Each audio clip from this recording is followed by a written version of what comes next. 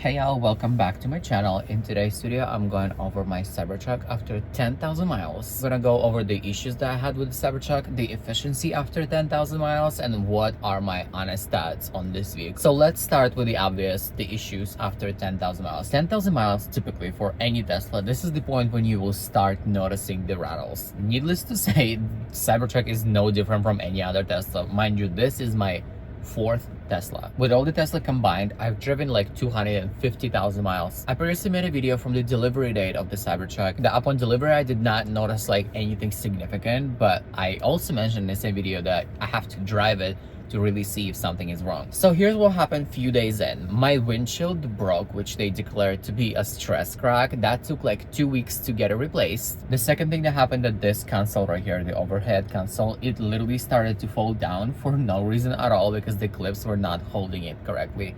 So they replaced that part as well. The third big thing is the seat that I'm sitting. This is a whole new seat right now. The driver's seat that I'm sitting in right now was completely replaced. They put an entire new seat, not just like a little part, but the entire new seat, because after the delivery, like a few days in, I noticed that the bottom cushion just had way too much material. So when I would seat, it would like go over each other. So I asked them to replace the bottom cushion at first, but when they replaced the bottom cushion, they could not put it properly. So they made it even worse. On top of that, they also messed up this whole part because the guy who worked on the seat apparently had like gloves with some paint on it, so he messed up this part as well. So basically they had to replace the entire seat. I don't want to go over this like whole service center experience because I already voiced my frustration in the previous video about it. So these are the three first major issues, right? The windshield, this thing fell down, and the seat. So these are the major three. After that, obviously the rattles. Like I said, at about 10,000 miles, you're gonna start hearing the rattles like everywhere in a cabin. So the biggest thing that I noticed is, first of all, the dash. There is something with every Tesla that they make that the dash is rattling at like certain temperatures outside. So for example, when I went to Lake Tahoe in my Cybertruck and it was like cold, like freezing cold, right? Front dash was rattling so hard and so loud. But once it got warmer, when I was going back to LA, the rattles just disappeared. So now when I drive at very high temperatures, it's rattling again because obviously the material expands. This has been a thing with literally every Tesla that I've ever owned. Like they just cannot get that fucking front dash right. There's absolutely nothing I can do about it. I do not want to bring it in because it's just like, it only appears at certain temperatures. But there are also other rattles in the car. So the doors, apparently they have defective strikers on the doors. So the striker is pretty much this little metal part that like holds your door together. We've seen many big YouTubers mention that their doors either don't even have the bolts on the strikers, or the entire like door is literally like misaligned because the striker is not put together correctly. So my car unfortunately also has a rattling problem with the strikers. So I'll have to tell them to do something about these strikers because they're clearly defective, okay? Also keep in mind that my Cybertruck's VIN number is in 1000. So the doors are rattling. I can literally be just driving on the street, and as the body of the car moves, like the entire door just like makes like creaking sounds, which is so crazy to me. It's like, what? So like to me, it feels like we all driving this like developer beta vehicles because like we don't have autopilot, the software is laggy as hell, all the rattles, the recalls and all that stuff. It's like, wow, I cannot believe they even rolled it out. But then again, I can say the same thing with literally every other Tesla. Like give me the new refreshed Model 3, I will find issues within like an hour of driving it. So it's just a thing, like Tesla just, I've said it many times in all my videos, the build quality is nowhere to be found. The service experience is horrible. So also in one of my other videos, I mentioned that when I drive, there is some creaking sound going on from the wheels. So it turns out I took it to service about that, and turns out it was some like rocks or whatever stuck in the wheels or in the air shield. To me, it sounds like a poor design, right? Because like, why is there like rocks even being able to get stuck in the components of the vehicle that's supposed to be going off-road? Mind you, those rock sounds started before I even took the car off-roading. If you missed my off-roading videos, it's already up on the channel. But I made the video about the sound that's coming from the wheels before I took it off-roading, okay? So it's been happening with this regular driving. I've taken it on many road trips. Like I said, I just took it to Lake Tahoe, Yosemite, which I did not film, but I did film me taking it to 4 national parks in like Utah, Arizona. If you missed that video, literally one of the best videos I've ever made. It's 1 hour long. If you have 1 hour, go watch it. So another thing is that on my tailgate, the plastic piece on top of the tailgate is coming off. And I know there is a recall for the other two sides, but this is not the one that's coming off, not the one that was just recalled. Okay, so the recall one, I still have yet to get it fixed, the wiper motor and those two pieces, but there's another piece on the door of the tailgate that's coming off. So they already ordered that piece, and in like a week I'm gonna get it replaced. Like every 10,000 miles I will have to give you all an update, because as you know, with my previous experience with other Teslas, it's been hell. One of my Teslas had 2 battery packs replaced. 2 battery packs replaced. Okay. Another thing is the steering wheel. So there's something going with the material on one of the sides of the steering wheel. Like I can feel it. It's not like if I just look at the steering wheel, I can't really see it unless I like touch the steering wheel, and I can feel there's like a bulking of the material going on. So I don't know if I can really ask them to replace the steering wheel, because it's not significant enough for them to be like, oh yeah, let's just order the entire steering wheel. Like I will probably just have to wait and see if this bulking continues throughout the entire steering wheel. Like I said, my seat had material that was like too much material on the cushion, and they replaced the seat, right? The steering wheel apparently also has too much material on one side. Like I can feel there's like a bulking of the fake leather going on.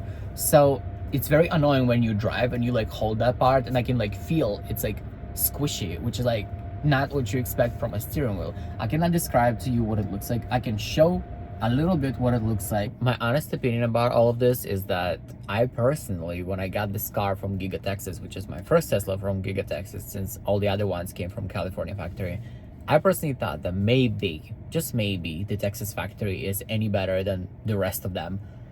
So it's clearly not. It's not just so isolated to just my Teslas. I can literally hop into your Tesla and find issues within an hour of driving it. So don't get brave in the comments saying, oh my god, my car is perfect. No, it's not. You're just delusional. It's just so sad that so many years later, I personally see no improvements at all. Y'all all seen those posts online when people are like, oh my god, the rear steering disabled, whatever, and they had to replace the entire low voltage system in some people's Cybertrucks. If that were to happen to mine, trust me, it's gonna get lemoned immediately, like immediately. I can deal with the rattles because that's literally every Tesla there is has rattles. Honestly, at this point, the rattles are like a fucking feature on Teslas because they cannot get it right. They cannot get rid of them. Also, like shipping Cybertrucks with a laggy fucking software, it's so insane. Like this software is very much giving, if you update your phone to iOS 18 developer beta, this is what the Cybertruck software is giving. It's so laggy. Like I can literally be playing music and it would start like lagging throughout the song. It's like, what? The amount of posts there is online about the issues, like critical issues. I'm talking like the low voltage system and like the rear steering stopped working on so many Cybertrucks. The fact that at the time I'm filming this, there's only like 11,000 of them delivered. Now we get 3 recalls that they cannot fix via software. So like you actually have to take the car in. And so far I only fixed the pedal. So I have this like the bolt in the fucking pedal. The entire vehicle, not just the software, is the developer's beta. So even though it's using this AMD Ryzen processor for the infotainment, like I said, the software is very laggy. Another disappointment. I know this video is like literally all disappointments, but there is still a few good things I can say about this truck, right? So another personal disappointment is the range of this vehicle. They honestly should have put a bigger battery because clearly 123 is not enough for this car. Like the fact that I'm getting less range of like my actual driving than a Model Y performance that I had before. Because in my personal test, I told you I went on so many road trips and blah blah. When I go on a road trip in my Model Y performance at the full charge, I would get 279 miles. That's literally what they are rated on the website. With the Cybertruck, if I go like on a road trip, it gets like 270 at the end of my road trip. And they expect you to tow with this Cybertruck. It's like, please be fucking for real. Now let's talk about the good parts. First of all, obviously the audio system. Made a video. I ranked it the best audio system there is. It's truly the best audio system in any Tesla as of now. The off-road capability. This thing, you can't even compare it to any other Tesla. Like, the air suspension alone is on another level compared to anything out there. The ride quality, obviously it rides incredibly well. It absorbs the bumps much better than any other Tesla. The air suspension, the audio system, the off-road capabilities, steer-by-wire, obviously, the rear steering, that's another thing. So that's already like 5 good things that I can say about this vehicle, right? So yeah, if you really think about it, maybe in a year they're gonna get the software right. I would personally think it's gonna take them at least 2 years to really get it right. I would also add the fact that it does not have paint, so I personally would not care if you like scratch my Cybertruck or whatever like may happen to the stainless steel. I'm not planning on wrapping it because I think it's one of the dumbest things that you can do is wrap your Cybertruck. Like the whole point is that you don't have to worry about like the chips in paint or your wrap getting damaged. Like I just don't understand why would you spend $6,000 wrapping your Cybertruck. The next road trip that's gonna be right after whenever they roll out autopilot, because I don't see myself driving for 3,000 miles again without autopilot. It's gonna be to Grand Teton, Yellowstone, and Glacier National Park. So those three up there, that's gonna take me like, I don't know, 3 days at least. So that's the next trip that's gonna happen after the autopilot is rolled out. Obviously the fact that so many features were not available at launch and we still so many months later, like it's been over half a year since this vehicle been out on the roads, we still don't even have a regular autopilot. Like I'm talking like it's not even keeping you in lane. So many things are very disappointing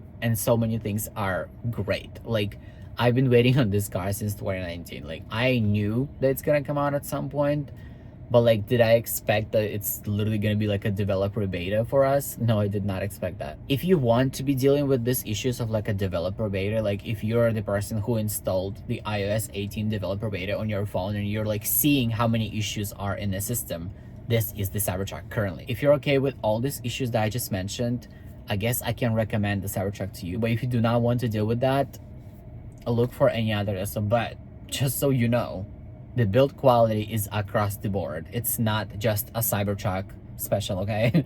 Like the Cybertruck special is the fact that the software is very laggy. The other car's software is somewhat better than this. To be completely honest with you, if I had like a current Model 3 refresh performance, right, I'll probably just keep that car. If you're like, oh my god, I need it for work. No, you don't. Like, there is no work you can do. It has less range than a Model Y. Like, what work are you talking about? Now, if you're wondering about my lifetime efficiency after 10,192 miles, as of the time I'm filming this, is 410 watt-hours per mile. So if we get 123 divided by 410, we will get exactly 300 miles of range. But keep in mind, when I tested, I went on a road trip. This is like, most of my driving here is in the city, in a very perfect climate of Los Angeles, okay? So this is like the most perfect efficiency that you can get, is after 10,000 miles, 300 miles of range for like mostly city driving. But the second I take this on a road trip, it does not get nowhere close to this efficiency. You know, like another example I could think of is this Apple Vision Pro. Like, it's expensive. Is it the best technology on the market? Yes, but like, does anyone needs it? No. It's the same with the Cybertruck. It's the best cutting edge technology. Software is not there. Same with the Vision Pro. The software, people are like, there's only like what, like 15 apps? Like, you can't really do much on it.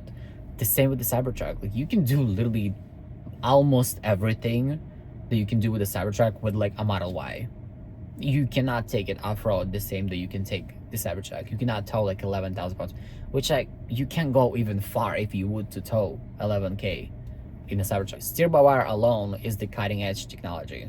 That's literally the biggest thing that differentiated from like everything else. So yeah, if you're just on the market for the best technology but very poor software, very poor build quality, Cybertruck is the car for you. Alright you guys, so I'll probably make another update at like 20 or 25,000 miles, but so far these are my thoughts and all the issues that I've had with the Cybertruck. If you are a current Cybertruck owner, I do not want to hear about you saying, oh my god, my Cybertruck is perfect. No, it's not. No, it's not. You're just delusional. You definitely have the same issues with the software and everything else. I am not like a unique person to have this exact issues. So don't be in my comments saying all this bullshit and trying to defend them, because I am somebody who has driven Teslas for over 250,000 miles. You cannot argue with me because I have more knowledge about these vehicles than you do, okay? In the meantime, check out my other Cybertruck videos, and I will still plan on making other ones that are not related to just the build quality. But this is it for today, and I'm gonna see you in the next one. Bye!